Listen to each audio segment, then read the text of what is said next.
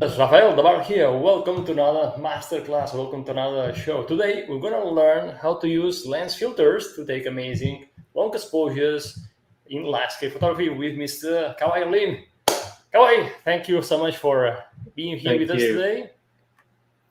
Thank you. Let me share my screen.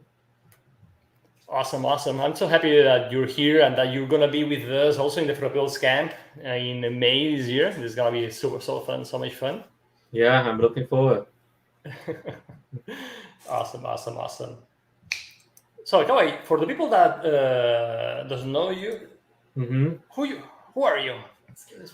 What do you do for a living? I I'm a cameraman, so Are okay. you Sherpa? Huh? Are, Yeah, I guess so. Yeah, yeah. Some people call me the Viking from Malaysia. My friend in Norway call me the Malaysian Viking. Okay, yeah. Thanks, Raphael. Thanks for the pair for having me today. Um, I'm Kah-Wai Lin, and I my name looks Chinese. Yes, I'm Chinese, but I born and grow up in Malaysia. Mhm. I born in Malaysia. I grew up in Malaysia. After high school, I went to medical school in Ukraine. So I lived in Ukraine for 6 years, Wow. and and then after that, after my medical school, I went to Sweden. I got my PhD in Sweden in Stockholm. So I lived in Stockholm for another 5 years. About 10 years ago, I moved to US. I moved to New Jersey. I work as a research scientist at Princeton University. So my research, my background is medicine and medical science. So I did research in molecular biology, cell biology, genetics, and so on.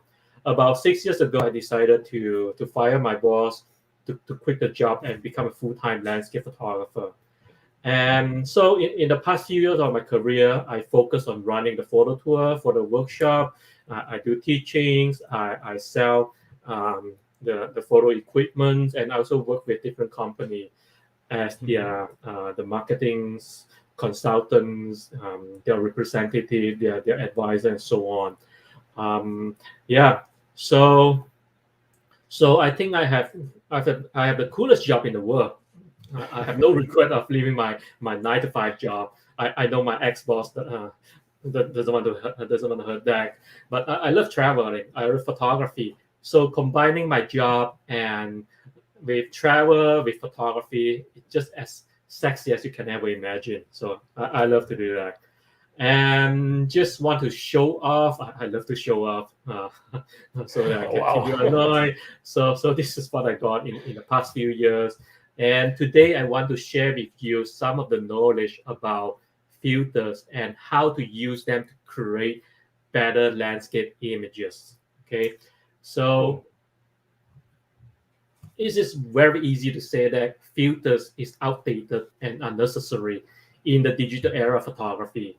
But let's take a look into this example and see why do we need filters in the digital era of photography.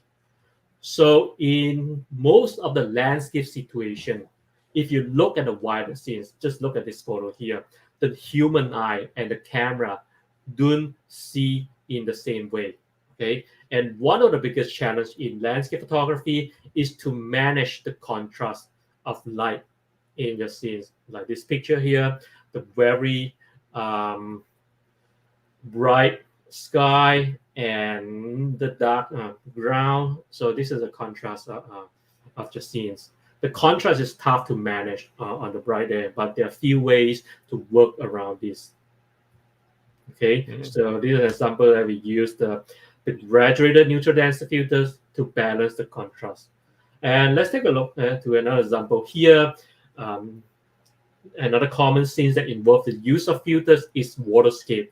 Either you're shooting the waterfall, the river, the beach, as you can see in this image here.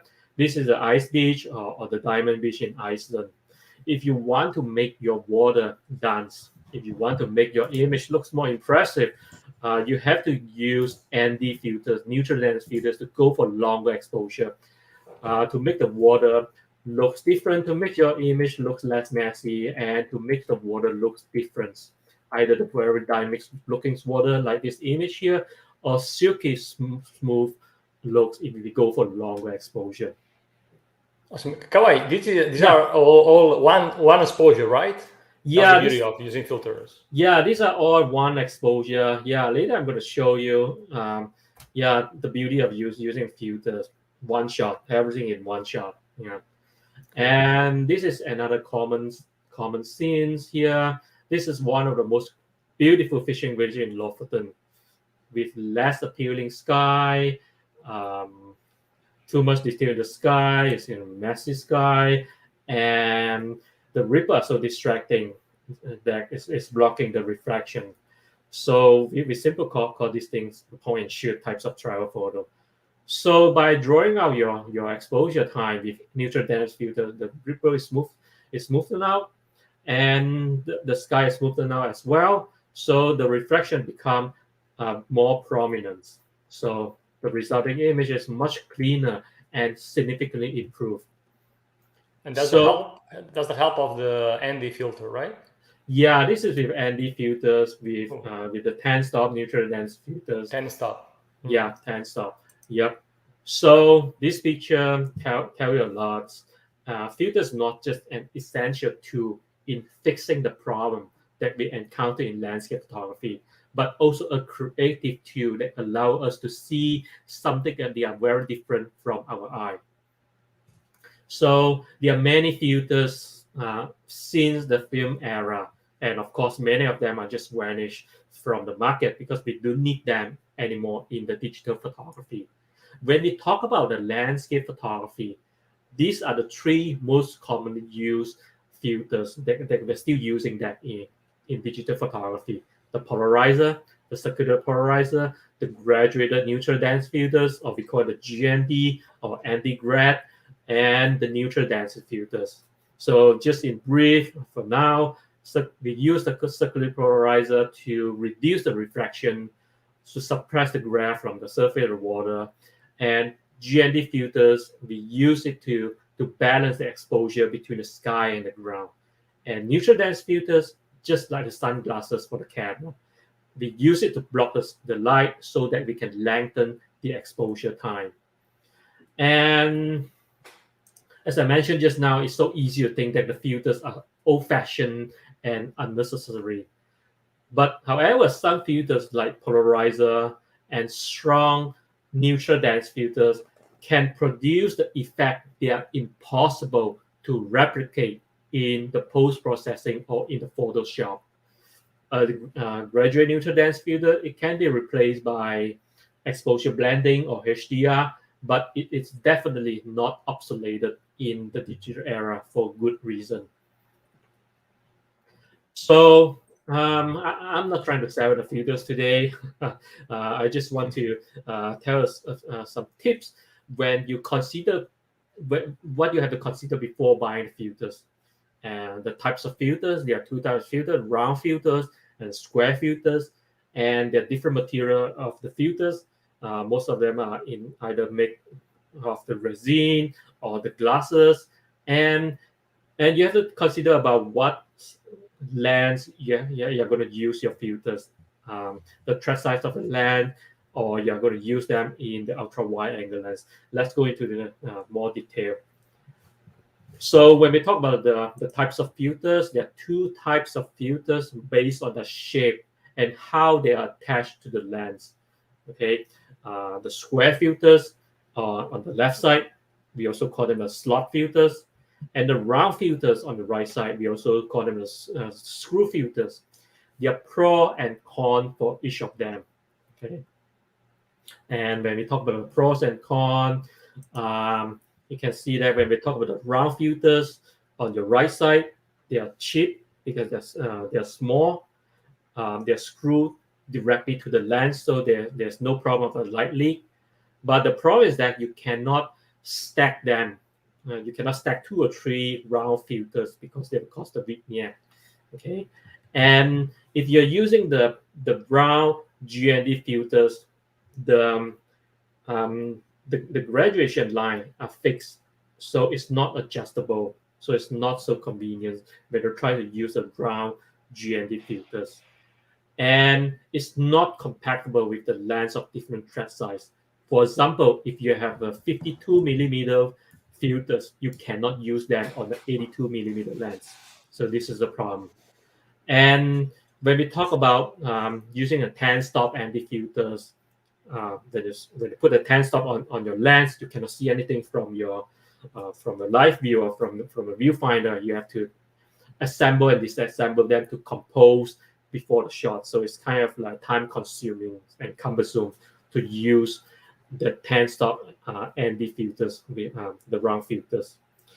On your left side, the square filters, the advantage is that you can adjust the position of the graduation. Just pushing it up and down, you can adjust the position of GND filters, and it's compatible with the lens of different thread size. So with one set of the square filters, you can use them on basically all your lens, 82 millimeter lens, 72, 77 millimeter lens, and it's stackable without bit neck. So a good filters, a good set of filters, you are able to stack 2 to 3 of them together. And it's easy to assemble and disassemble to compose and shoot with 10 stop anti-filters. And the most common complaint about using the square filters, they are big, they are bulky. You have to carry a few pieces of the glasses, and it's a little bit expensive compared to the round filters. So again, I just want to say that I'm not trying to sell the filters today, just to show an example of, for example, the Nisi filter system. As I mentioned earlier, when you consider to buy the filter, you have to know the lens that you're using. Okay, it doesn't matter with the focal length of the lens. The things that matter is the thread size of the lens. Okay, or the front elements of the lens. For example, the most common used filter system is 100 millimeter system. As long as you're using the 82 millimeter lens or smaller than that, you can use a 100 millimeter system. Okay, and if you're using the ultra wide angle lens like the Canon 11 to 24, Nikon 14 to 24, Sony 12 to 24, the front element of this lens are bulging. You cannot use a 100 millimeter system. Then you have to go to a bigger 150 or 180 millimeter system. If you're using a macro four third lens, like 40.5 millimeter lens, you do need a big filter system like 100 millimeter system. You can go for a smaller 75 millimeter system. So this is just an example of one of the Nisi filter system. The different types of filter system based on different brand. But again, the point here is that you have to know what types of thread size of your lens. That's the matter. Okay. Mm-hmm. So again, for the lens with the thread size equals small to 82 millimeter, the 100 millimeter filter system is most commonly used. But you're using an ultra wide angle lens with front bulging element, 150 and 180 millimeter system is for this lens here. And there are tons of filters on the market, but what you usually found in my camera bag are just this thing here. The filters holders with the CPL. Okay, mm-hmm. So you need a holder to hold the filters. And the GND filters, I only have the 3-stop GNDs and the 5-stop soft GND. Just these 2 pieces of GND in my camera bag. And for ND filters, 6-stop and 10-stop. So just 4 pieces of these filters and a filter holder in my camera bag. This is all you can find in my camera bag. What's the filter you use the most? I would say the 6-stop ND filters and 10-stop ND filters. 6-stop mostly used for the waterscape, for seascape. 10-stop I mostly use it to smooth the sky, to shoot the movement of the cloud. So these are the 2 most commonly used filters in my shooting style. Yeah. Cool. Yep. Mm-hmm. Yep. So let's go into detail for each of them. The polarizer. So we use them to control or reduce the refraction from non-metallic surface like the water, the ice, the rock, the glass, and the leaf. So again, you can see that this effect cannot be fixed or cannot be replicated in the Photoshop. You cannot fix the reflection in Photoshop. And you can polarizer can help you to see through the window or the water by excluding the reflective light. Again, you cannot fix this problem with Photoshop. You have to use the polarizer. And it helps to restore the saturation, especially the blue sky, the green leaf, and the rainbow. When you see the rainbow, you can use polarizer to enhance the color of the rainbow. And polarizer can also reduce the shutter speed by 1 to 2 stops. Depends on the brand.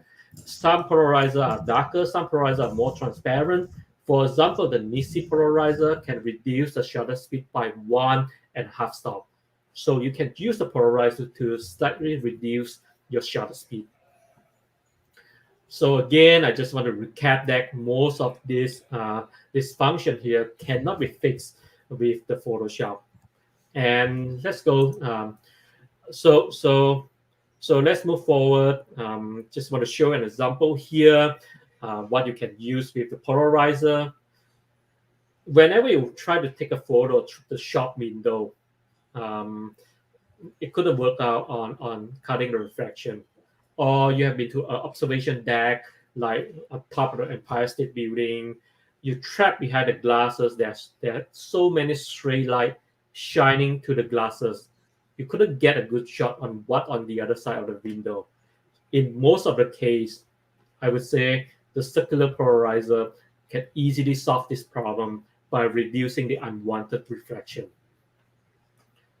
And in landscape photography, we often use the polarizer to cut off the unwanted light or refraction from the non-metallic surface, like the rocks here and the water here, and also help to restore the saturation. Just like an example here, it helps to restore the saturation of the green algae here, and cutting off the reflection from the sky, so that it's allowed to see what's happened under the water.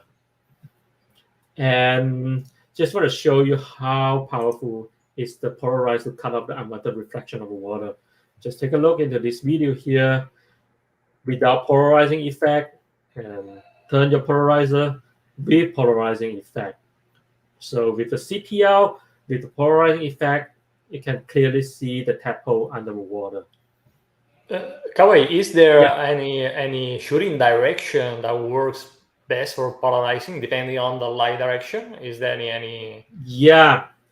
So in the next couple of slides, I'm going to show you the best direction of using polarizer is actually 90 degrees from the sun. Okay, so there's no effect when you shoot toward the sun or when the sun is behind you. The best effect is 90 degrees to the sun. So, but many people complain that it's hard to use a polarizer. It's not easy to see the effect from polarizer. So this is just a small tricks when you use a polarizer. When you have a polarizer on it, there's a little knob there that you can turn, you can rotate to see the polarizing effect. Okay, so the first step, if you want to see which area in your photo is affected by polarizer, just rotate fast, very fast. Turn it fast enough, then you can see the changes of the area that is affected by the polarizer. Okay, once you know which area is affected, then rotate slowly to fine tune the desired effect. Either you want to fully depolarizing it or a little bit of polarizing effect. Okay, so if you have polarizer at home, try it. Point to the window and rotate fast enough. See the changes. Okay. So answer the question from Raphael: when not to use the polarizer and when I have to take off the polarizer. As I mentioned just now, the strongest effect is 90 degrees to the sun. So the polarizer has no effect when you're shooting a front light or back light. When the sun is in front of you or when the sun is behind you, there's no effect. And polarizer cannot be used in most of the case with the ultra wide angle lens, because the sky will have the uneven blue tone on because one side of the sky, let's say the 90 degree toward the 90 degree to the sun, has the strongest polarizing effect, and another side of the sky, maybe toward the sun or at the back of the sun, has little or no polarizing effect. So you see the dark blue tones and bright blue tone. So in this case here, remove your polarizer. And polarizer is not so suitable when you try to take multiple image to be stitched into panorama. Again, it's related to the direction of the sun. Some area could have strong polarizing effect, another area could have less polarizing effects. If you stitch them together, you see different tone of the blue in the sky. And polarizer cannot be used on the window or glass that are uneven, tinted, or coded, like the airplane window. You cannot use it because it will result in a rainbow or ripple effects. Okay, so that's all about polarizer. And Kah-Wai, we have a few questions on the polarizing yes, filter. yeah, If you don't mind answering them. yeah, sure. We have a Cosmoba. You mentioned that polarizers are not good for non-metallic. Are good for non-metallic surfaces. Why not metal? Why does it not work on metal? You know? I'm not sure about the principle behind. I would assume that because of the how the polarizer is blocking the wavelength of the light, something very technical that I'm not able to answer you. Yeah, but in short, in practical, it doesn't work with the metallic surface. Okay, cool. Yeah, cool. Yeah. Easy Media is asking, I'm using magnetic mounters filters. Is there any benefit of using polarizing filter along with a 10-stop filter? Yes, and I would say yes. Yeah. So, but you have to consider that polarizer would add another 1 to 2 stop to your photo. So if you're using a 10-stop ND filter, your exposure time already 2 minutes. Then if you place a polarizer on it, then if it's reduced by 2 stop, then you will have double your exposure time. This is what you have to consider.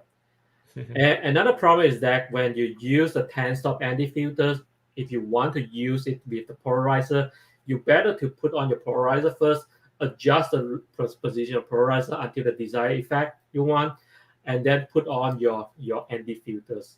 Okay, otherwise with the ND filters on it, you can't see anything.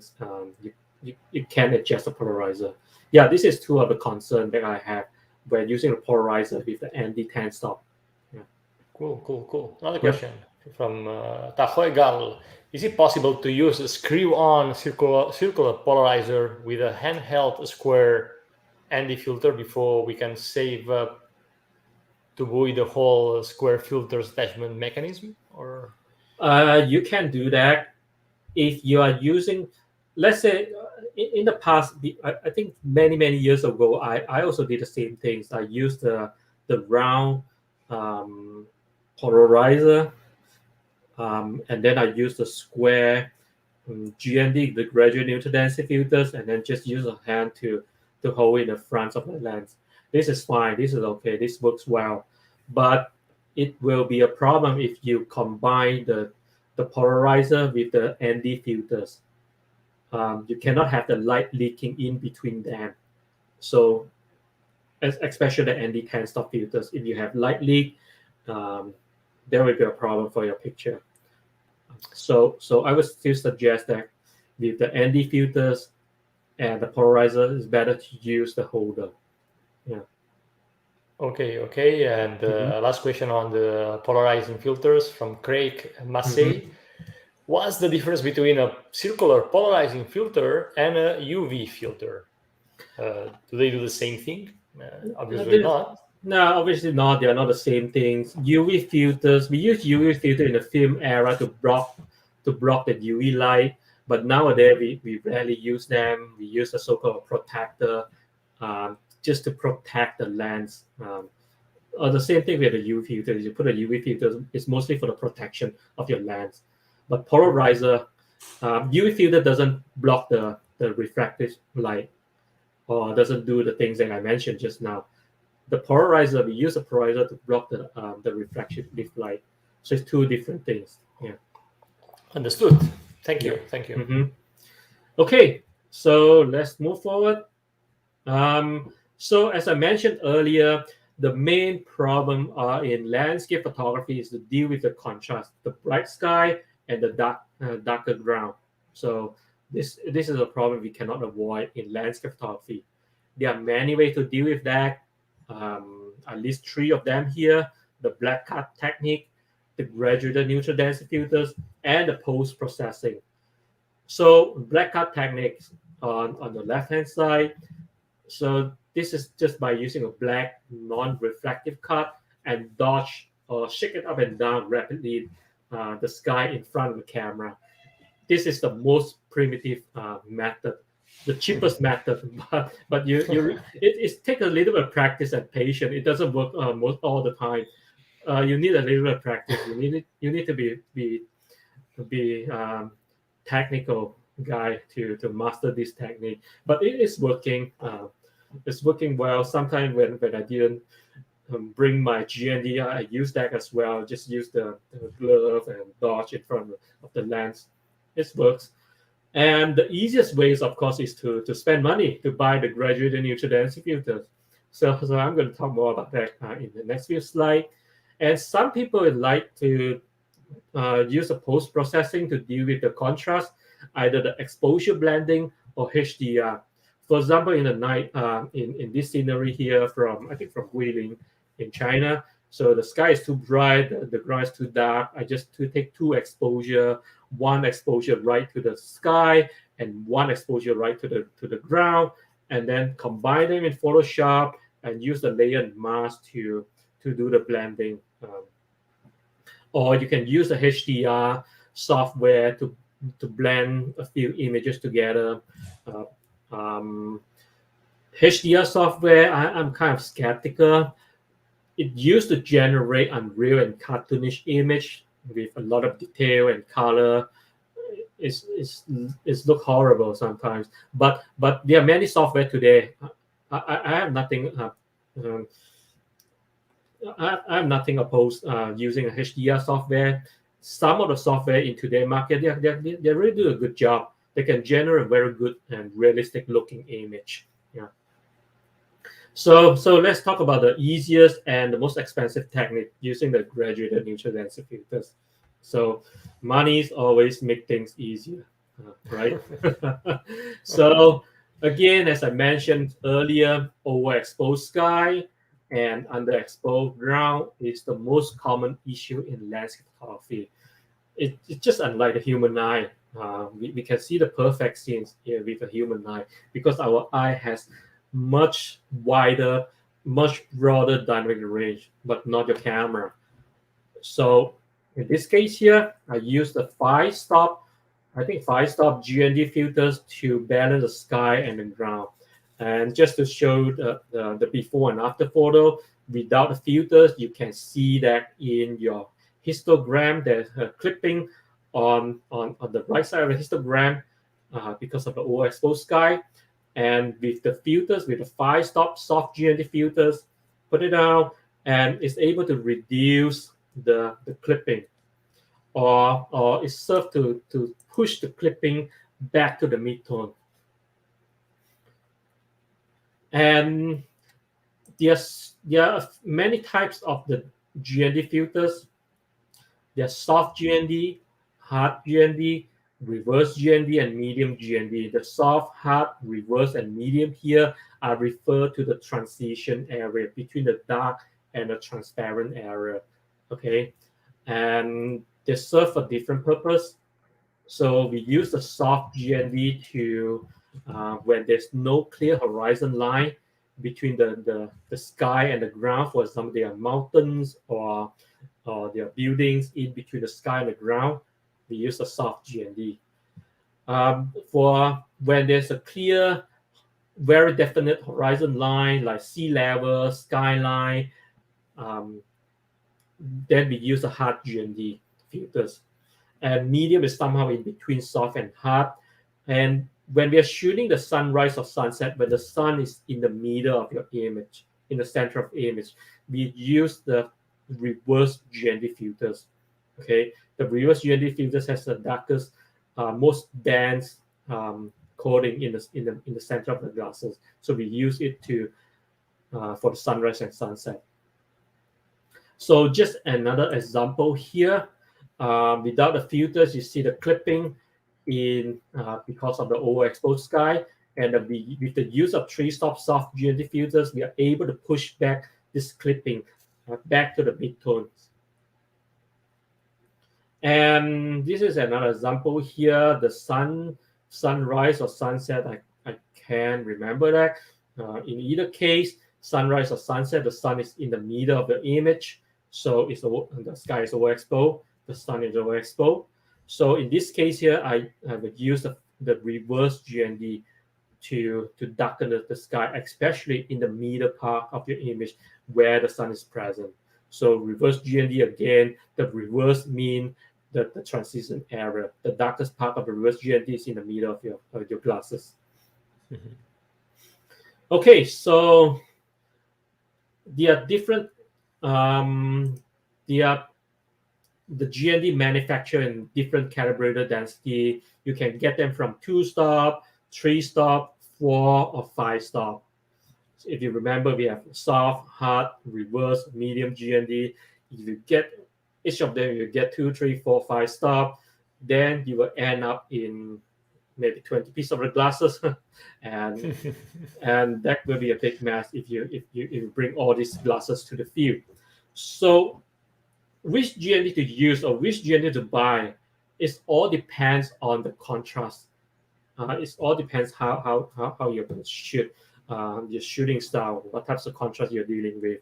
But in general, in landscape photography, if you talk about the front light, okay, the contrast between the sky and the ground is about 1 to 2.5 stop. If you're shooting a side light, the contrast between the sky to the ground is about 2 to 4 stop. If you're shooting a backlight, the contrast between the sky and the ground is about 3 to 5 stop. If you're shooting toward the sun, backlight, clear sky, in the clearest condition, it's probably end up in 7 or 8 stop. Okay, so this is just to provide you a general concept of condition that we will encounter in landscape photography. So in general, we are dealing with the light between 1 to 8 stop. Okay, but we are not going to buy all 1 to 8 stop filters. But I like this slide because it explains which density to use in each situation. Actually, we had a question from Dejan Mladenovic. He was asking when to decide whether to use a 3 stops or 5 stops. Yeah. Nice. So now I'm going to try and explain you how to save a little bit of your money. Okay, you don't have to buy. You don't have to buy all of them. So the most commonly used GNDs, or the 2 pieces of GND that you can find in my camera bag, a 3-stop soft GND and a 5-stop soft GND. Why? If you look at the GND filters, if you look at the 3-stop GND to your left side of the slide, the densest part is 3-stop, and it gradually come to 2-stop, and it's gradually come to 1-stop, and the lowest part is 0-stop. The transparent part is 0-stop. So if you slide the GND up and down in your holder, if you push it all the way down, you can use it as a 3-stop. If you push it up a little bit, you can use it as a 2-stop. If you push it up a little bit more, you can use it as a 1-stop. Similarly, for the 5-stop soft GND, if you push it all the way down, you can use it as a 5-stop. Okay, and if you push it a bit up, you can use it as a 4-stop. If you push a bit up, you can use it as a 3-stop. And the transition is the small transition of 2 and 1 stop is not so practical for the 5 stop GND. So in summary, with 3 stop and 5 stop GND filters, you can use them to balance the contrast from 1 stop to all the way to 5 stop. What about 6, 7, and 8 stop? Stack both of them together, then you can achieve the 8 stop. Okay, so again, if 3 stop soft GND and 5 stop soft GND, you can use them to balance the contrast between 1 stop to all the way to 8 stop. So this is the best advice today to have to save the money. Just buy 2 pieces of filters. Okay, then you can handle most of the scenery in landscape photography. Okay. Kah-Wai, talking about saving money, we have a question by Dan Scott. Are cheaper filters still effective enough, and does the quality of filter show in images? Is it true what they say, if you have expensive glass, don't ruin it with cheaper filters? Yeah, so this is what I didn't mention just now, the material of the filters. Okay, if you talk about cheap filters, the cheapest one you can get, the resin filter, the plastic. It's not going to work with today's high megapixel camera. Okay, because the glass can be easily deformed. So when the light's going in, it will cause the internal refraction. So in short, no resin filter, no plastic filters. And even when we talk about the glass filters, there are different grades of glasses. Okay, some company, some brand use the short glass. Okay, some company use the optical glass. I think it's called H-K9 something. So there are also different grade of the glasses. To my opinion, the best quality of the glasses is these optical glasses, because we use the optical glasses in the camera lens, in the telescope, or in any optical device. These are the highest quality the glasses. Of course, the highest quality means expensive. Yeah. Okay. Yeah. So I don't want to mention too much about which brand are using which glasses, but this is the basic of picking up the filters. Yeah. So the bottom line is that don't save the money. Okay, you spend $3,000, $4,000, $5,000 on the camera. You don't want to let a few $100 glasses, cheap glasses, to screw up your photo. Yeah, buy the best glasses you can afford. Yeah. Okay. Yeah. Any more question about GND? Well, we have a few questions. Yes. Do you want to answer now or wait to the end of this section? Yeah, let me finish the GNDs. Cool. So one of the most common scenes about the contrast is the refraction. Everyone loves to shoot refraction, but when we shoot refraction, the problem is that the sky is overexposed, the water also overexposed. Okay, because the water reflects the brightness of the sky. So if you take my advice to buy these 2 pieces of GND, the soft GND, the 3 stop and 5 stop soft GND, this is how you can use it. The 5 stop soft GND in a normal way, and then the 3 stop soft GND, put it upside down. This is how you can use 2 pieces of GND to handle the refraction. Okay, so the practical things here I want to tell is that, so if you look at this photo here, how you can tell how many stops is the difference between the sky and the ground. Is there 1 stop, 2 stop, 3 stop?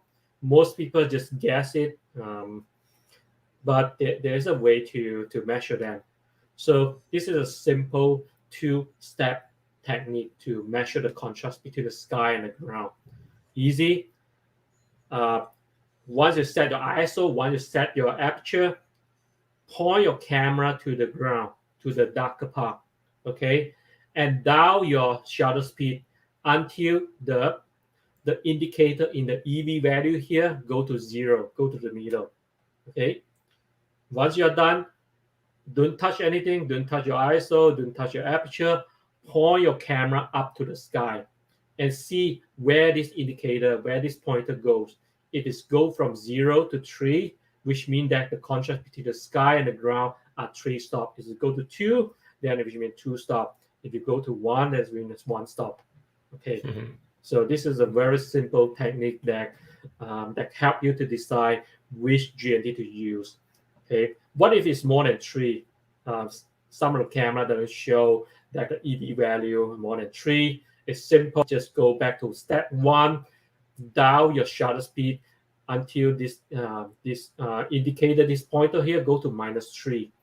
So in the second step, it is go to 2 or 3. Then you know it's a 5 or 6 stop different. Okay, so this is just an easy trick, simple trick to use the GND.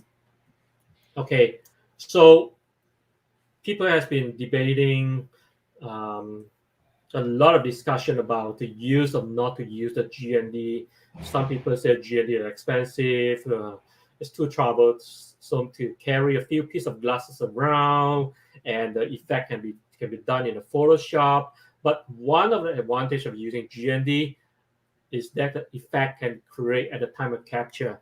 Like save you some time for the post-processing, especially for those of you who do not spend too much time on Photoshop. And it also means that you will have an exact idea of your final image will looks like in the field. Okay.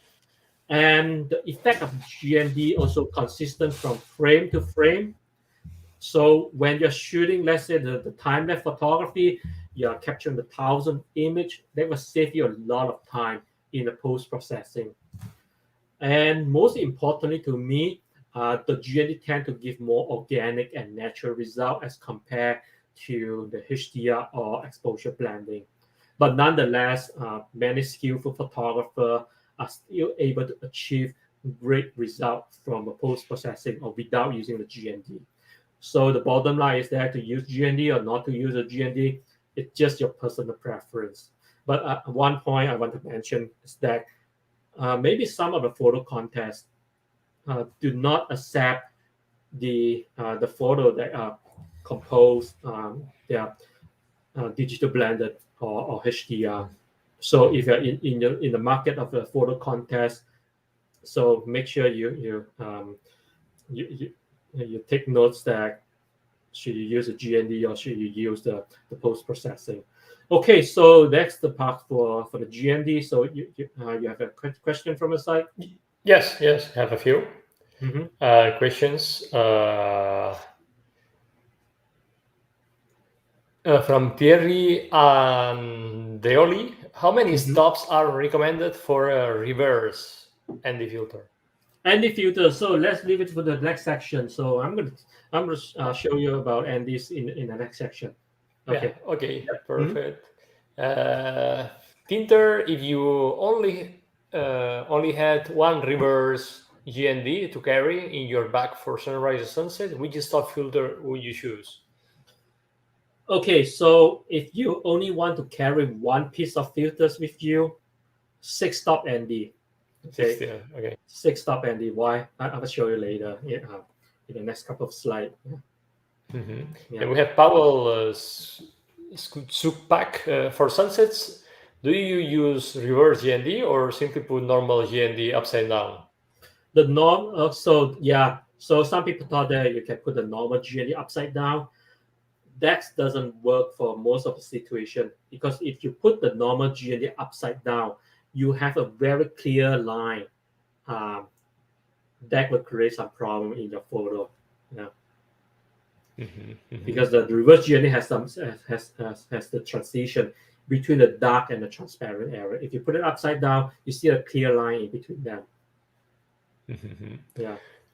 Then we have Rob and Dejan that are asking, is it important which metering mode is used for deciding the stops?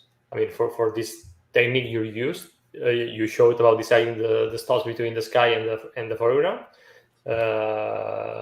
What metering mode are you using? It's punctual or an area? Metering mode, I think I used mostly the I think the average metering. But Average in the yeah, middle. yeah. To be honest, I don't really take too much attention Cool. on the metering. As long as the image looks okay in Yeah. your histogram, that's the most important. Yeah, look at the Awesome. histogram. Yeah. Awesome. And then we have Javier Diaz who answered the question about the polarizing filters not working on metal surfaces. And he Mm-hmm. says that reflects of metal surfaces is not polarizer. So a Yeah. polarizer won't work. That's the reason. Awesome. Yeah. Thank you, Javier. Yeah. Thank you. Yeah. Okay. Okay. So let's move on. Before I move on, just want to play a short slideshow, the collection of my Greenland image, just to I know you're boring, so just a little bit of entertainment before we move forward. Enjoy the show. Cool.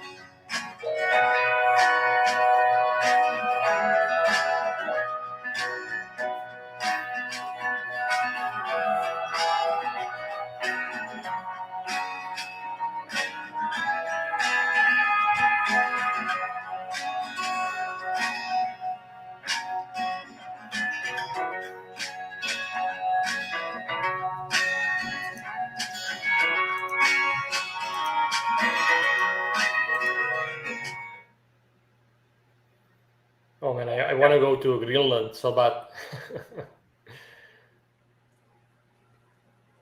Okay. You hear me, Rafael? Yes. Do you hear Okay. me? Yeah, because I try to plug in Yeah. the headset just to make sure it's work. Okay, so before I move on to the long exposure and neutral density filter, I just want to show you a very interesting slide about the difference between the eye and the camera.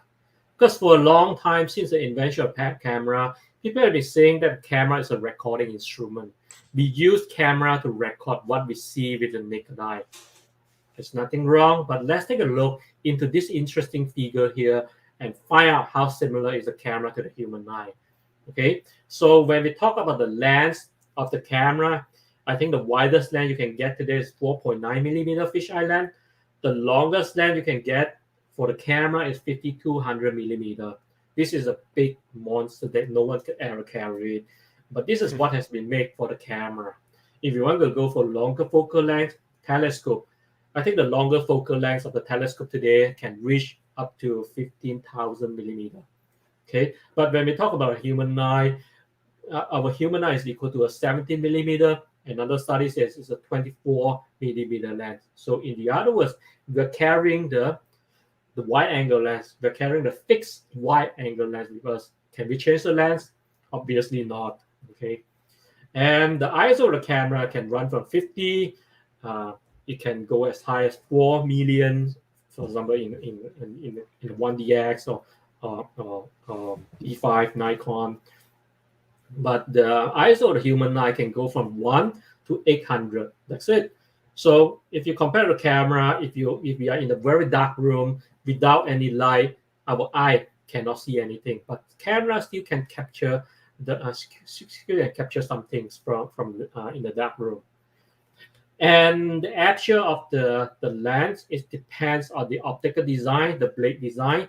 So it can go from 0.9 to up to 30 something, 40 or 60 something. It all depends on how the lens being designed. Okay, but we have the aperture too, which is our pupil. The pupil can run from 2.1 to 8.3. And shutter speed of the camera can go as fast as 1 over 8,000 seconds. It can go as long as you want, infinity. And the shutter speed of the human eye, 1 over 100 to 1 over 200 second. And I want to tell a fact that the ISO, aperture, and the shutter speed of this camera here, of a human eye, are all in the auto mode. Okay, apparently we cannot change the ISO, aperture, and shutter speed of our eye. It's all controlled by the CPU, the brain. Okay, and the resolution of the camera I'm using right now, the Phase 1 camera. This is not quite cheap camera, $50,000 camera, but it gives you 150 megapixel in resolution. Okay, I think this is the highest megapixel camera you can get on the market today. But what about the eye? It has a resolution of 576 megapixel. It's three times higher than this $50,000 model.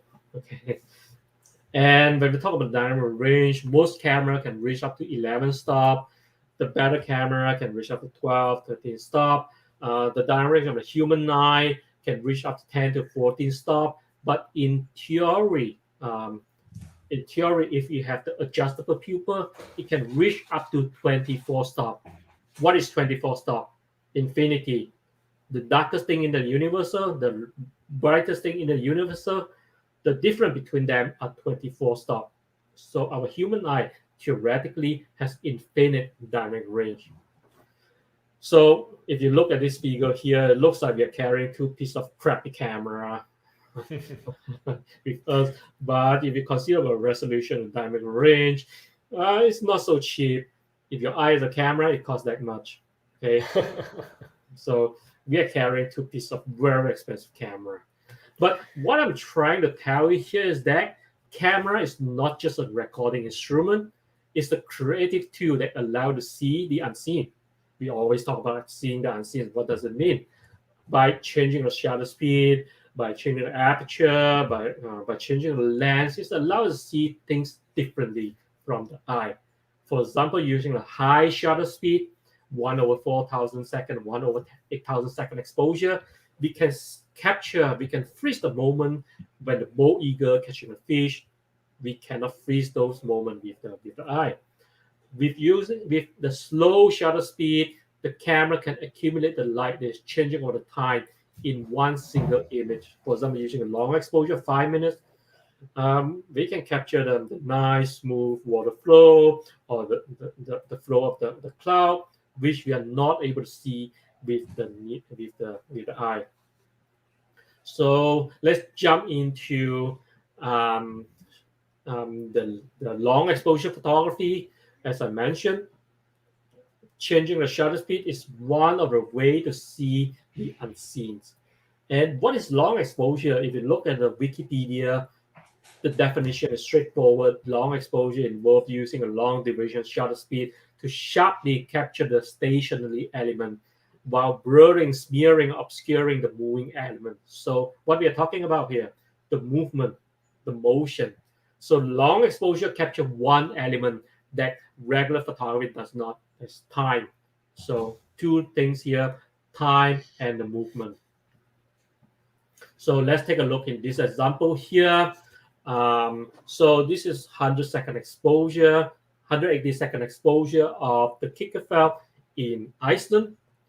So long exposure is not intended to be done just simply by using a long shutter speed. Let's say 100-second exposure and shooting a table or your chair in the room. There need to be a purpose. We need a creative intention behind the long exposure. As you can see from the example here, the moving cloud over 100-second exposure and the smooth water over 180-second exposure are my intention to use a long exposure. And this cannot be achieved by conventional photography. Okay, so when we talk about long exposure is a relative term. We are talking about moving element and static elements. So it depends on the speed of the moving element. The exposure time can be a second, can be half a second, to all the way up to 5-10 minutes. It all depends on how fast is your moving element. Just as an example here, this is a 1 second exposure, slightly longer than 10 or 100 second exposure. but still relatively short exposure. But this 1 second exposure allow to see the movement of the wave, of the incoming wave. Okay, it's half-second exposure. Everything is static. The mountain is not moving. The rock is not moving. Just the incoming water is moving. So this is a case that a fairly slow exposure of half a second, but it still create the motion. So another example here, this is the case that when you need a longer exposure, in this case here, 180-second exposure or 3-minute exposure, in order to create a movement of the cloud. So this is from the Faroe Island with the 10-stop ND filters. It's allow me to create the movement of the cloud in the sky. I love this location. Those sea stacks are the giant and the witch. Actually, I have a video on our YouTube channel planning when the sun and the moon are setting aligned with these two sea stacks. It's beautiful image. Wonderful place. This is an amazing place. I love this place as well. There's so many things to shoot in Faroe Island. Well, maybe somebody can join you in one of your expeditions next year. Yeah, I'm going to run the Faroe in July. I used to run to the Faroe tour in July because one reason in July because of the puffin. The tons of puffin in Faroe Island, and not to mention the landscape, amazing landscape. Okay, beautiful place. So what long exposure can do? And as you can see from the example just now, it creates the dynamic scenes of a moving elements, either the cloud or water. It also have the smoothing of brewing the water and enhance the reflection. It's also have to remove the distracting moving element. What does it mean? I'll show you an example later on. It also allow us to create impressionist or minimalist photography. And how to increase the shutter speed. There are many different ways to increase shutter speed. You can use a smaller aperture, you can use a lower ISO, or you can shoot in the low light condition like the golden hour, blue hour, or overcast day or twilight. And to me, the most practical or the most flexible way is to again spending money to use the neutral density filters, because it's allowed to be very flexible to fine tune the long to the exposure time that you desire. So let's talk about how to spend money, how to use the neutral density filters. Again, the neutral density filters come with different strength or the darkness level. You can get them from 1 stop to all the way to 20 stop, 1 to 20 stop. Okay, and in landscape photography, the most commonly used ND filters are 3, 6, and 10 stop. Okay, but I would suggest you, if you want to buy your first ND filters, get a 6 stop. If you want to buy 2 ND filters, get a 6 and 10 stop. 3 stop, it depends. It's helpful sometimes, but it's so easy to adjust 3 stop up and down with the modern camera. More than 10 stop, some people use a 15 stop to create long exposure in the middle day, or some people use the 18 or 20 stop ND filter to shoot the eclipse, shoot the suns, but it's a rare condition. So most common filters 6 and 10 for the landscape photography. So 3 stop ND lengthen exposure by 8 times. 6 stop ND lengthen exposure by about 64 times, or just called 60 times. 10 stop ND filter lengthen exposure by about 1,000 times.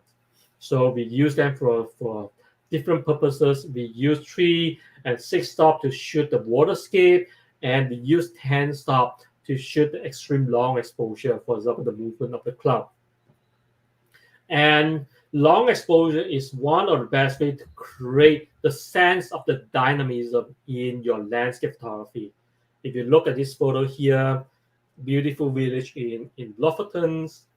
Nothing's wrong about this photo. Nice light, sunrise, nice cloud, nice landscape. But what if we use a longer exposure, or what if we use the ND filters?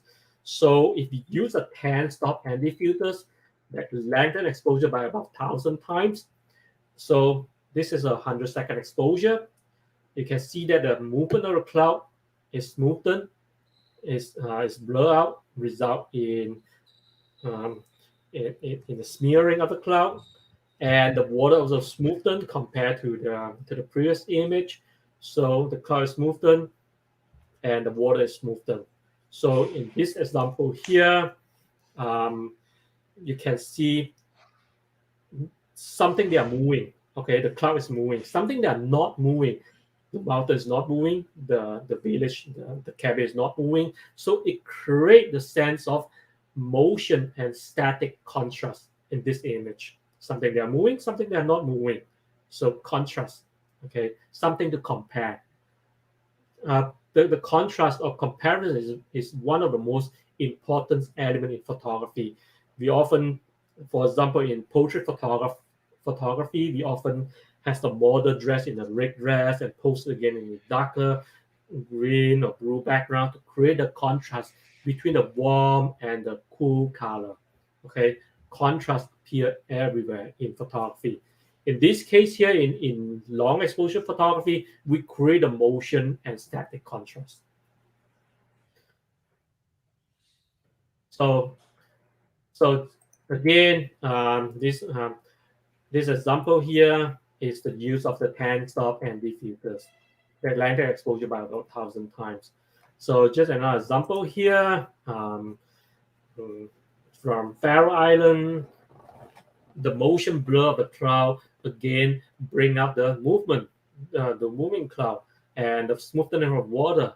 And in this image here, something they are moving, something they are not moving. So again, they create the contrast of the motion and the static, the motion and static contrast. So I believe that Raphael is familiar with this place here. Yeah. Historically, we call this the slave cliff. In the Viking era, the Viking people used to throw away the slave from the cliff here, so we call it a slave cliff. If you want to be here, I think it's the long. It's not a long walk. If you can see my pointer, I think the parking lot is around here. You have to walk around the lake until the other end of the lake, and then you have to walk up here. The last time I went here, they built the ladder, they built a stair to walk up here. I think it's about 5 kilometer walk. And then once you walk up here, if you look back, it looks like the lake. This is the largest lake on the Faroe Island. It looks like a lake hanging on the top of the Atlantic Ocean. Yeah, an amazing place to witness. Beautiful and dangerous too, because the fall is pretty. It's scary. When it's windy, many photographers fall from the cliff. So really, I haven't heard about that yet. Because sometimes it's super windy and people tend to get too close to the cliff. So we were there in a photography expedition, and I was like worrying so much of people falling down. It's straight down. Once you Yeah. fall, I think, you're done. It's game over. It's game over. Yeah. It's straight to the Atlantic Ocean. Yeah, it's pretty scary. Yeah. But beautiful, awesome view. Yeah. And another example here, again, the long exposure with the 10 stop filters, 240-second exposure, create a motion blur of the sky. And again, the moving cloud and the non-moving landscape just create the motion and static contrast. And another functions of the long exposure is to create, I call it a guest and host relationship. What does it mean here? If you look at the picture here from Faroe Island, the church, I call it the main subject or the host, or the protagonist of the show. And what about the sky, the cloud, and the water? I call it the guest. or the secondary element. So the host is the main subject is most important, while the secondary subject is least important compared to the main subject. So with the use of long exposure, I can blur out the secondary element or the gas or the sky, make it less distracting to the viewer eye. So this in turn will make your host or your main subject stand out from the cloud. So this is one of the applications of using a long exposure photography to make your host stand out from the cloud. And people always use a long exposure to create very simple and millimeter styles of images where you try to blur out all the moving element here. For example, the image here from a kid made in New Jersey, 10 stop anti-filters, blur out the moving sky, moving cloud, blur out the water, result in a very simple and millimeter styles of images. And another beautiful things about neutral dense filters or the long exposure photographer is to remove the distracting element. What is the most distracting element in photography? Human, you and me. Okay. Yeah. Some people just like to stand in front of a lens, but you can't kick them out from your picture. So just an example here, you can see that the ripple of water is so distracting. There are birds and there are thousands of people here. This is one of the most popular tourist hotspot in I think Kunming in China. Yeah, in the open hour, thousands of tourists. Both birds are all getting in front of the camera. So how to kick all them out from a picture? Easy. With the 10 stop anti-filters, long exposure, 240-second exposure, as long as those things, the people, the birds, as long as they're moving around, they are going to blur out, they're going to disappear from your image. Okay, and so just a direct comparison here.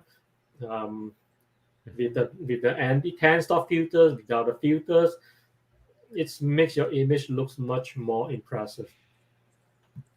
Yeah, Okay. what a change! What a change! Yeah, Yeah, it's a big change. yeah.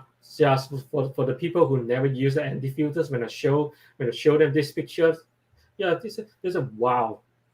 Where are all the people here? Yeah. Okay, so when you're using a 10 stop anti filters, as you remember from my earlier slide, 10 stop anti filters lengthen exposure by 1,000 times. What does it mean? When you look through the viewfinder or the live view, you probably are not going to see anything because it's too dark.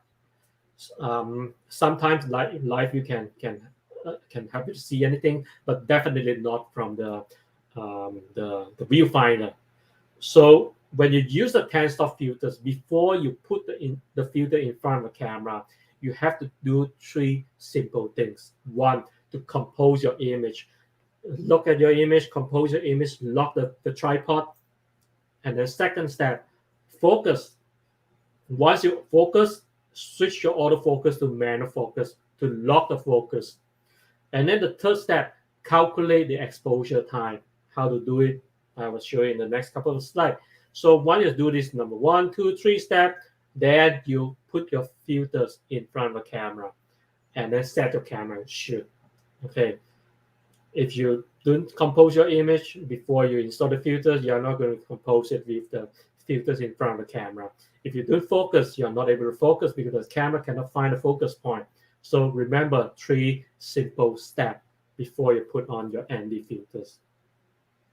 And how to calculate exposure time.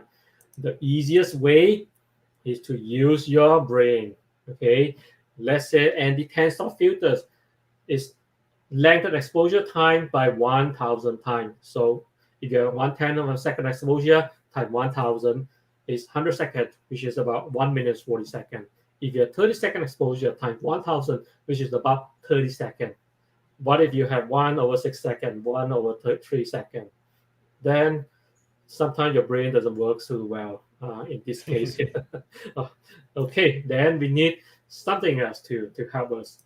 You can download the long exposure calculation chart from online. Just search types online, the long exposure chart. Just it's easy. just to you can print it and put it in the pocket like a cheat sheet. It's pretty straightforward. You just have to match your shutter speed and the types of filter you're using. For example, if you have the base shutter speed of 108 second exposure, and if you're using 10 stop anti filters, your shutter speed is 128 seconds. Okay, and we are in the photopil class. Then how could we miss the photopil? Oh yeah. Oh yeah. So go to download the photopil apps, and when you go into the photopil apps, go to exposure, and then you can.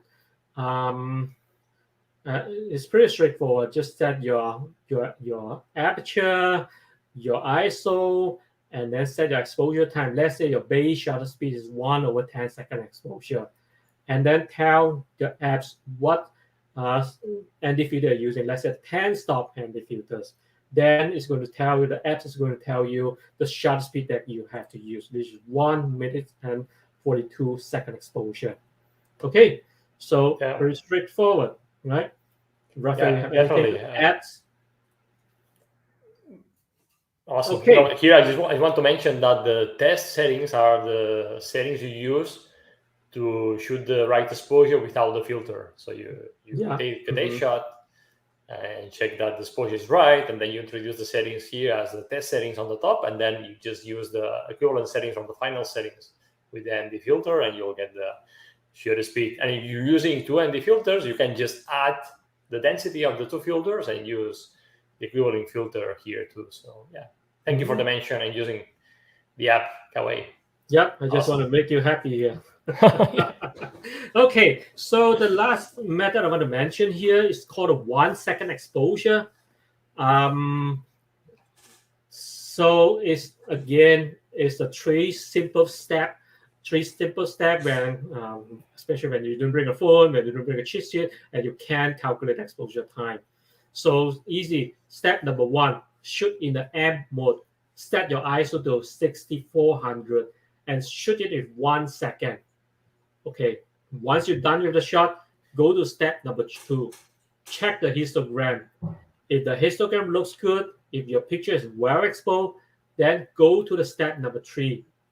Switch to B mode and switch ISO to 100 and change your shutter speed from 1 second to 1 minute. Then you get a nice photo here. Let's take. So probably you're confusing at this point, but let me show you the example here. So step number 1 is the test shot. For example, here you can see to the left side of the image here, ISO 6400. Okay, 1 second. This is the test shot. It looks nice. The exposure looks nice. So, okay. So then go to step number 2. Switch the ISO 6400 to ISO 100. Switch 1 second to 60 seconds. Okay. Then you get your shot. This is a shot with the 60-second exposure. So what if the test shot of 1 second here is underexposed or overexposed? If 1 second is underexposed, go to 2 seconds. Then it corresponds to 2 minutes at ISO 100. If 2 seconds is underexposed, then go to 3 seconds. Then it corresponds to 3 minutes at ISO 100. 4 seconds correspond to 4 minutes, and so on and so forth. If 1 second here is overexposed, go to half a second. Then it corresponds to half a minute at ISO 100. I'm not sure how many of you clear what I'm talking. It takes some time to digest, but the principle, this is the principle of 1 second exposure. There are 6 stop decrement from ISO 6000 to ISO 100. 6400 to 3200 is 1 stop. 3200 to 1600 is 2 stop. 1600 to 800, 3 stop. 800 to 400, 4 stop. 400 to 200, 5 stop. 200 to 500 is 6 stop. So decreased by 6 stop. And 6 stop decrement result in 2 to power 6, 64 times decrease in the exposure. Okay, On the other hand, 1 minute is 60 times longer than 1 second. So therefore, the 60 time decrease in exposure time compensate the 60 time decrease in the ISO. This is the principle of 1 second exposure technique. Okay, if you're still confused about the principle, it could be confusing. If you hear it for the first time, go back to playback and try to understand the principle. Once you understand the technique, it's kind of easy. Three simple step when you're using the 10 stop ND filters. Awesome. Or just go and use the exposure calculator in PhotoPills, guys. Okay, the easiest way, use a photo pill. You're not going to go. There's nothing that will go wrong with the photo pill. Okay. So when we talk about long exposure, the most common topic, waterscape, we can avoid to use long exposure with waterscape. If you look at this slide here, there's this waterscape here. There should be different exposure time. This is 1/10 second exposure. If you look at the water, a bit messy to me, a lot of detail, a lot of sharp line in the water. If you go to 1/6 second exposure, it still looks a bit messy and less detail in the water, but you still can see a lot of sharp line in the water. But if you bump up the exposure to half a second, 1 second, and 2 seconds, you can see that the short line just now are joining each other and become a longer line. So the water looks much less messy. The water looks directional, looks like it's flowing from the upper left to lower right. So half a second, 1 second, and 2 second exposure allow to create a water that looks like it's flowing, it's moving. If you further increase your exposure to 5 seconds, 10 seconds, you can see that the line in the water, the detail in the water start disappearing. And if you go for 15 second or 30-second exposure, the line are totally gone. Okay, the water become very smooth and misty. So that being said, if you want to shoot the water, it's pretty simple. If you want to make your water looks like track, looks like it's moving, looks directional, dynamism, all you have to do is half a second to 2 second exposure. If you want to make your water look smooth, looks simple, looks dreamy, looks romantic, whatever, all you need is 10 to 20 second exposure. As simple as that. Okay. So if you look at most of my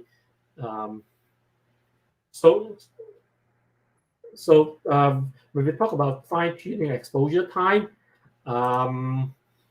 as I mentioned, 3-stop ND filters and 6-stop ND filters are the most commonly used in fine-tuning exposure time in the waterscape. Again, if you want to bring one piece of ND filter, 6-stop ND filter is the most practical one for the waterscape. If you look at most of my waterscape in this presentation, most of them range from half a second to 2 or 3 second exposure because the water looks highly dynamic because of the line structure in the water make it look highly dynamic. Okay, so sometimes you need a longer exposure, especially when you want to smoothen the water and enhance the reflection. Just an example here, the ripple of water is so distracting. It's distracted ripple, and there's so much going on in the cloud, in the sky. And in this case here, if I use a 10-stop ND filters, lengthen exposure by 1,000 times, you get the smoothened sky. And you also smoothen the water, make the reflection much more visible. Okay, your picture become cleaner and more impressive to the audience. And again, the example here, I showed this earlier. Again, this is an example when you have to use the 10-stop ND filter to smoothen the water, to smoothen the movement of the cloud, to to make your reflection stand out. Just another example here. Smoothen the water with hand stop anti-filters, 120-second exposure. Smoothen water result in a very nice, clean reflection. Okay, the last section of my slide, I will talk a little bit about the seascape photography. There are two approaches in shooting the seascape photography. When you talk about the movement of the wave, you can either shoot when the wave is going toward you or toward your camera, we call the ingoing wave, or when the wave is going out from your camera or from you, we call the outgoing wave. So both of these approach render very different result and the visual sensation, but both are visually dynamic. But to me, the outgoing wave are visually more elegant and delicate, and the incoming wave are more visually ferocious and energetic. Let's take a look into this example here of the outgoing wave. The best example is the ice beach in Iceland. This is 1 of a 10-second exposure. You can see that there are a lot of things going on in the water. It doesn't look nice. It's just a regular point and shot. But with the use of 1 second exposure, when the water is moving out back to the ocean, when the water is moving from the camera back to the ocean, click your shutter speed with 1 second exposure. It's allowed to create this streak that make it look cleaner and highly dynamic. So just a direct comparison here with and without the long exposure. Just to show how the wave looks like. If you have not been to Iceland, this is how it looks like in real life. And if you look at the water,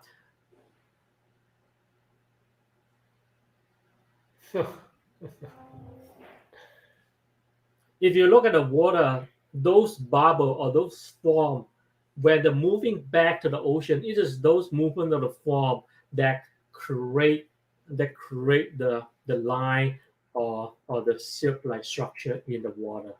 Okay, so this is another example here. When the water is moving back to the ocean, okay, use your anti-filter 3-stop or 6-stop, lengthen exposure to about half a second to 2 seconds. When the wave is moving back, click your shutter speed, half a second to 2 second exposure is allowed to create the streak, the patterns, like the image here, that can also act as your leading line and your foreground element. Again, when there's no leading line, no foreground elements here, no rocks here, you can use the movement of the wave to create the leading line and foreground elements for your image. Just another example here, with the use of long exposure, 1 second exposure is allowed to create a movement of the wave, movement of the streak pattern here that become your leading line and the foreground element. And another way to shoot the wave, as I mentioned earlier, is when the wave is coming toward your camera, when the wave is moving towards you. Okay, and this is an example here when the wave is moving toward the camera. Again, 3-stop or 6-stop anti-filters, half a second exposure to 2 second exposure. When the wave is moving in, click the shutter speed. It's allowed to create highly dynamic looking wave movement like this image here. Just to show the comparison, without the anti-filters or without the wave movement here, just a bunch of rocks, nothing's much going on. But with the use of, let's say, 6-stop anti-filters, this image is shot by 6-stop anti-filters. When the wave is moving in, it's allowed to create the nice movement of the wave. Okay. So just again, the direct comparison without the wave movement and with the wave movement, without the filters, with the filters, without the long exposure, with the long exposure. Okay, just another example here from Senja in Norway without the wave movement. Here is just a bunch of aggregates or massive rocks and the water. But with the use of ND filters, with the use of long exposure, half a second exposure, when the wave is rolling in, when the wave is moving toward your camera, it's allowed to create this highly dynamic looking water. Again, the direct comparison without and with the long exposure. So the bottom line is that when you're shooting, when you're standing in the field, you have to analyze your landscape, your scenery, and find out the problem, find out why you want to use a filter and which filter to use. Okay, so I just want to put everything together with these two examples here. Again, example from Faroe Island. This is just a regular shot. What is the problem here? Apparently, the moving cloud is kind of messy, a lot of detail in the sky. The light is not perfect because it's a middle day shot, and there are a lot of ripple in the water. So these are the three things that bother me with this shot. So what to do? So for the moving cloud, I can use a long exposure to blur out the sky, to blur out the cloud, make it less distracting. For the ripple or the water, I use the neutral density filters, the 10-stop ND filters to blur out the water, make it less distracting to the viewer eye, make the image looks cleaner. While the light is not perfect, use the photo pill. Come back here in the golden hour when the light just light at the peaks of the mountain. So this is how you can use the filters and the contrast between the sky and the ground. Use the 3-stop soft GND to balance the contrast between the sky and the ground. And polarizer is help a little bit to reduce the reflection and make your image slightly more saturated and more colorful. Okay, so just a direct comparison here without and with the use of filters. And another example here, again, with the Faroe Island. What's the problem here? Again, the overexposed sky, we are shooting the backlight. Okay, the sky is way too bright, and the ground is underexposed because of the backlighting. And the moving cloud, there are tons of moving cloud in the sky. Sometimes I didn't like it because it's so distracting. And the ripple of water, the reflection of the sky in the water. So this is the problem of this image. How to solve the problem? Filters again. With the 5-stop soft GND filters, I'm able to handle the contrast, darken the sky and brighten up the ground. This is the function of 5-stop GND filters. And I use the 10-stop ND filters to create the motion blur of the cloud, make it less distracting, and add the element of dynamism, and also to smoothen the water, make it cleaner and less distracting. And the polarizer helps a little bit to reduce the reflection of the water. Okay, so again, Kah-Wai, can you walk us through the step-by-step process you use to correctly expose the shot? I mean, with the polarizing and the GND, and then how do you expose with the ND? So people already understand. Okay, I put the polarizer, I expose the shot, then I use the ND filter, and then or the GND filter first, and then last is the ND. Okay. How do you work out this image? Okay, so there are 20 steps on it. Just kidding. Yeah. Okay, But so the first thing to do is to use the polarizer, which you have to judge which area in your image are affected by polarizer and turn the polarizer. And the second step is to measure the exposure. Okay, if you expose to the sky, okay, let's make it simple. So you're using a 10-stop ND filter. What you have to calculate from exposure time is the 10 stop plus 1 stop of the polarizer. So you have to calculate 11 stop in the increment of your exposure time. Okay, but what exposure do you use? Because you're also using the GND filters. So you have to check the right exposure to the ground. Let's say that the right exposure to the ground is 1 second. The exposure to the ground to the sky is 1/200 second. You have to use the exposure to the ground, which is 1 second, as to calculate your exposure time, because the sky will be balanced by the GND. Do you get it? Is that So what you do is you put your polarizing filter on, you expose for the foreground, and then you put the GND on top of it to balance the exposure with the sky. Yep. And then that's your base exposure. Yep. And then you use the photopill's exposure calculator to work out the exposure time you need when you're using the 10 stops filter. Yeah. So let's get back to step by step. First step, polarizer to check which polarize how much you have its turn. And second step, the 10 stop anti-filters, and calculate your exposure time based on the ground. Okay. If the right exposure for the ground is 1/10 second exposure times 10 times 1000 and times 2, using the F or you use the photopill F to calculate the time that you need for the anti-filter and polarizer. And then the last step, slide in your GND and push it down until the sky has the same exposure as the ground. Okay, 3 steps. Okay, cool. Okay, so I think that's all I want to say today. Before I end my presentation, just the last thing I want to show, the collection of my Aurora image over the past few years. So enjoy the show.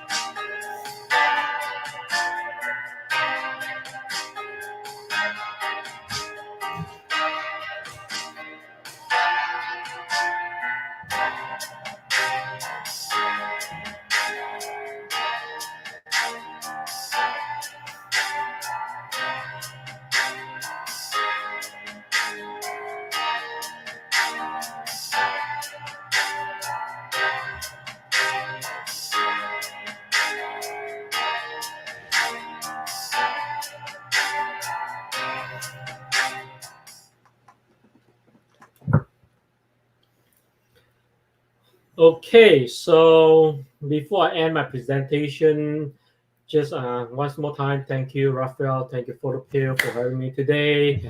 And if you want to look at more of my image here, you can check out my website, Kah-Wai.com. And if you want to shopping, you have in US, check out my camera store online. And you're welcome to follow me on Facebook and Instagram as well.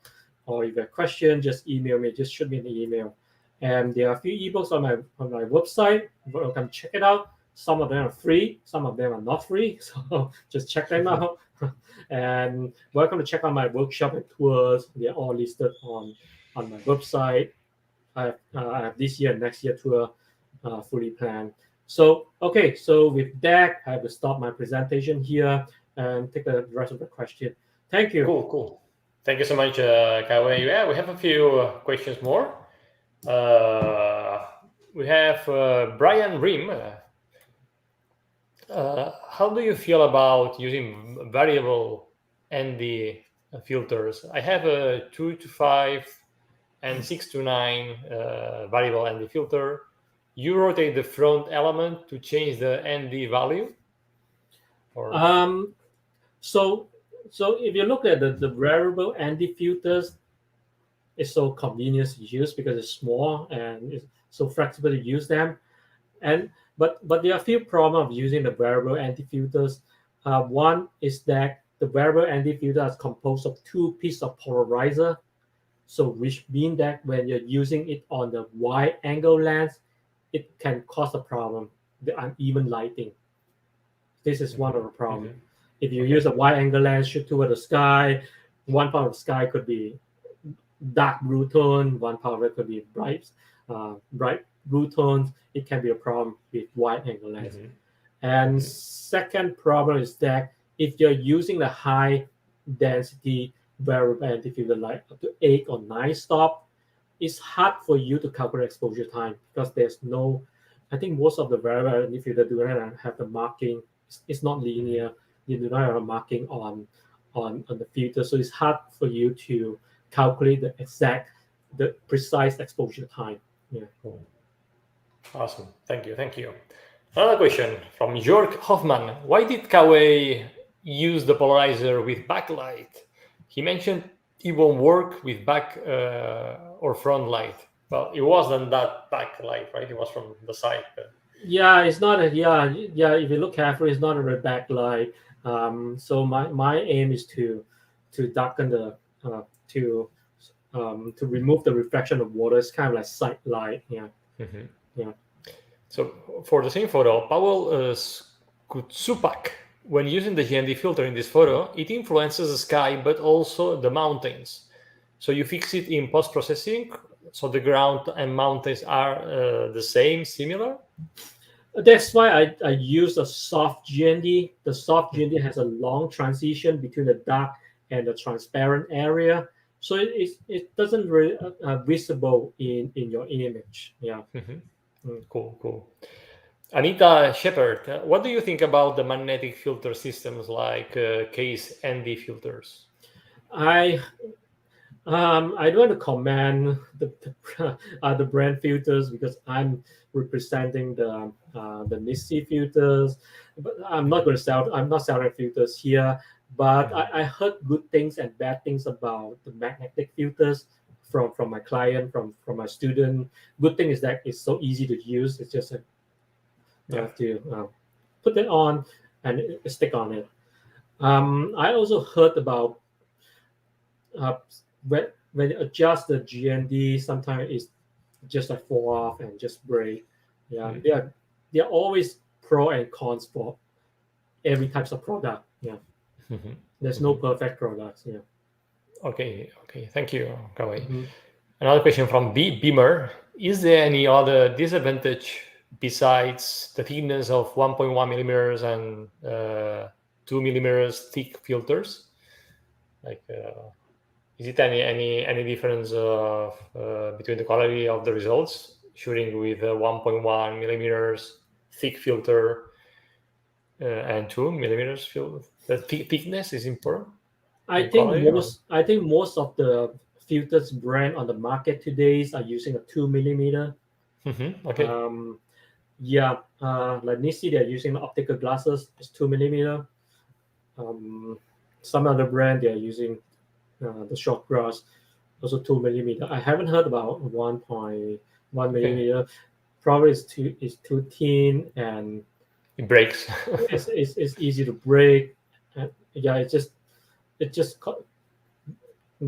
different factor Mhm. of the thickness. It's a Mhm. factor how solid it is and what types of glasses you're using. Yeah, Perfect, perfect. yeah. And the last one, it's about yeah, Dejant Mladenovic. What is natural night filter used for? These night sky filters. I don't know. You have experience. Oh yeah, Uh, yeah. There are few filter brands that they're selling the natural night filters. mhm, So it looks like blue filters. It looks blue. So mhm, the function is not the blue filters.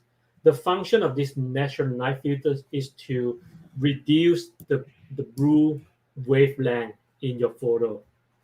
mhm, The blue color are mostly coming from the sodium, sodium light from a street light. Mhm. So with the use of natural light filters, we cut off the blue light. No, sorry, I'm confused. So let's start over again. So this blue filters, this blue looking filters, we use it to cut off the brick light, actually, the Mhm. orange light coming from the street light, the sodium light. Okay. Yeah. So when they cut off the brick light, what is left there is the bluish tone. Yeah. So we use them Awesome. to handle the street light, to cut off the unwanted the brick tones of the street light. Yeah. Awesome. Or we call it the light pollution from Yeah, the street the light, sodium vapor, sodium vapor typical light. Yeah. like yeah that Yeah. kind of it helps us reduce the light pollution from this type of lights, but not for LEDs. Yeah. Uh, Yeah. so the Kah-Wai, light- awesome. Yeah. We've come to the end of the question of the session. Do you want to add anything like the last words to the photopiles community? Last word doesn't sound. See you in Okay. Menorca. Yeah. So I'm looking forward to see you and see the rest of Yeah. you in Menorca. Yeah. Awesome. Mhm. Perfecto. Well, thank you so much, Kah-Wai Lin, for this amazing class on lens filters and long exposure photography. Thank you so much, everyone, for watching us. Thank you so much, Sandra Vallaure, for the Pills team. She's been handling and helping with the questions in the chat. Well, I think it's time to say goodbye. As always, if you like this video, give us a like, subscribe, and I'll see you next Wednesday with another video. And remember that you have the power to imagine, plan, and shoot legendary photos. Bye-bye. Thank Thank you. you so Bye much bye. for watching. Bye.